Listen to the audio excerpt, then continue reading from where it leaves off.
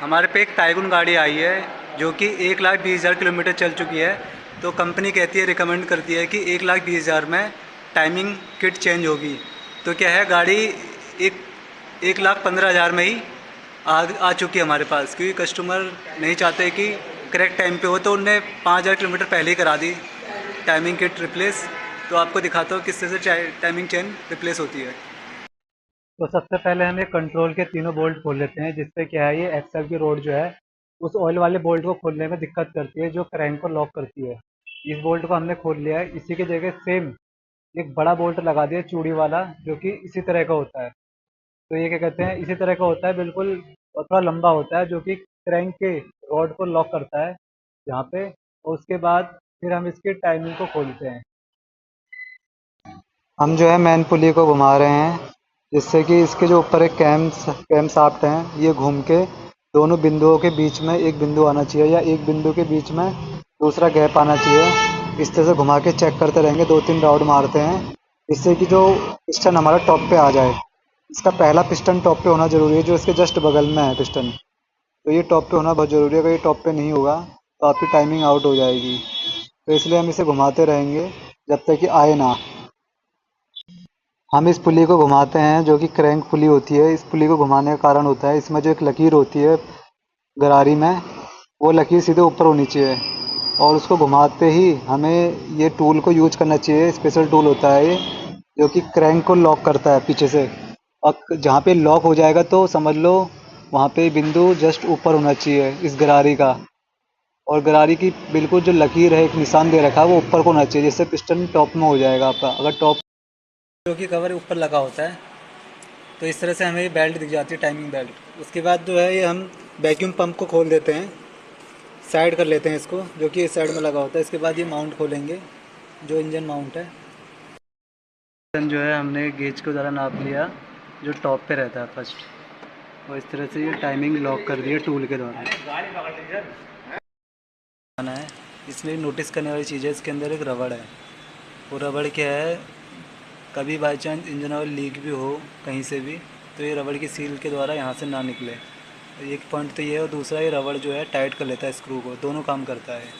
तो ये पुराना है, गाड़ी जो है 1,20,000 चल गई है। तो 1,20,000 से पहले ही ये इसकी टाइमिंग किट चेंज कर रहे हैं।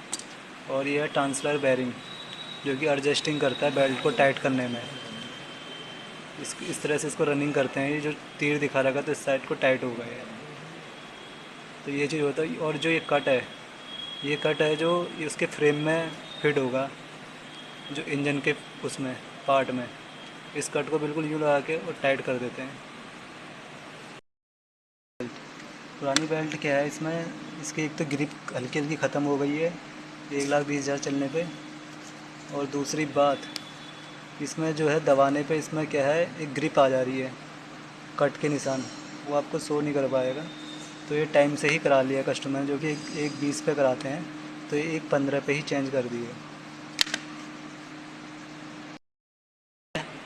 तो इसमें टेंसलर बेयरिंग है, और ये आइडल बेयरिंग है, और ये बेल्ट है टाइमिंग की, ये हम चेंज करेंगे।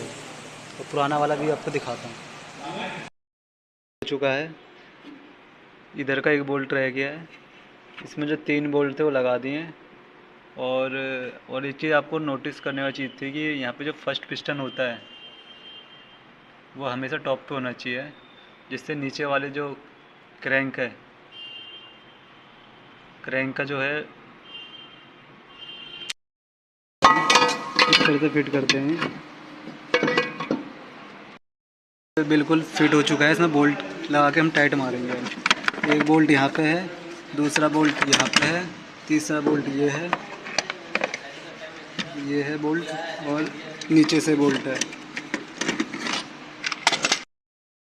कंप्लीट कर दी है, देखो बिल्कुल बिंदु जस्ट सामने ही है। और लॉक हटा दिया हमने, इसका जो मेन टूल था। और टेंसलर बेयरिंग का देख लो आप, टेंसलर बेयरिंग को जस्ट देखिए, ये बिल्कुल इन 2 पत्तियों के बीच में ये टेंसलर बेयरिंग का बिल्कुल गैप है, ये देखिए। तो बिल्कुल ये रेडी हो चुका है, टेंसलर बेयरिंग टाइट वाइट मार दिया हमने। और ये आइडल बेयरिंग तो नॉर्मल ऐसे ही लगता है जैसे अदर गाड़ियों में लगता है। और ये मेन पुली भी टाइट कर दिया, और वहाँ से हमने जो स्पेशल टूल था लॉक करने का कैम को, वो हमने निकाल दिया है, तो ये हमारी कंप्लीट हो चुकी है टाइमिंग। तो ये देखिए गाड़ी हमारी कंप्लीट हो गई। इसमें जो एक लकीर दिख रही है आपको, ये वाली, ये लकीर जस्ट इसके सामने होनी चाहिए, इस सिंबल के। ये देखिए, ये सेम होना चाहिए हमेशा, खोलने से पहले, लगाने के बाद भी। अगर ये सेम नहीं होगी तो आपकी समझ लो टाइमिंग आउट हो जाएगी। ये चीज़ नोट करने वाली चीज़ है। ऑयल दे रखा है, ये हमने दोबारा लगा दिया है, वरना अगर नहीं लगाएंगे तो इंजन ऑयल लीक हो जाएगा यहाँ से। और यहीं से ही क्रैंक को लॉक करने का होता है टूल। कोई टाइमिंग दिखा दी है। ये जो बिंदु है जस्ट इसके सामने है। ये वाला जो बिंदु है ये जस्ट इस गैप के सामने मिल रहा है, और ये वाला ऊपर मिल रहा है। और कुछ बिंदु यहाँ पे भी दे रखे हैं, 2 बिंदुएं दिखाता हूँ मैं आपको। ये देखिए, ये 2 बिंदु यहाँ दे रखे हैं, 1 बिंदु यहाँ दे रखे। कभी कभी क्या है, इनकी भी टाइमिंग होती है। ये 2 बिंदुओं के बीच में, इन 2 बिंदुओं के बीच में ये बिंदु भी आ सकता है, पर नीचे जो क्रैंक आपको दिखा है वो होना बहुत ज़रूरी है सीधा। कभी कभी इन पे भी आ सकता है, तो ऐसे कोई दिक्कत नहीं कि ये मैं सोचना कि टाइमिंग आउट हो गई है। तो इस तरह से गाड़ी है।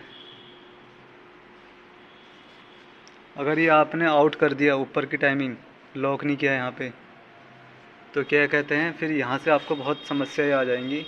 फिर यहाँ से मिलाना पड़ेगा आपको। जो कैम की रॉडें होती है वो यहाँ से मिलती हैं। फिर इसके लिए फिर ये पूरा, ये जो कूलेंट असेंबली पूरी खोलनी पड़ेगी, कूलेंट वेस्ट होगा आपका। ये चीज़ नोट करना। तो इसलिए हमेशा अच्छे से मिलाए, ध्यान से मिलाए। गाड़ी है ताइगुन, इस तरह से है, ताइगुन गाड़ी है, पेट्रोल, ताइगुन TSI, इस तरह से है, मैनुअल गाड़ी है।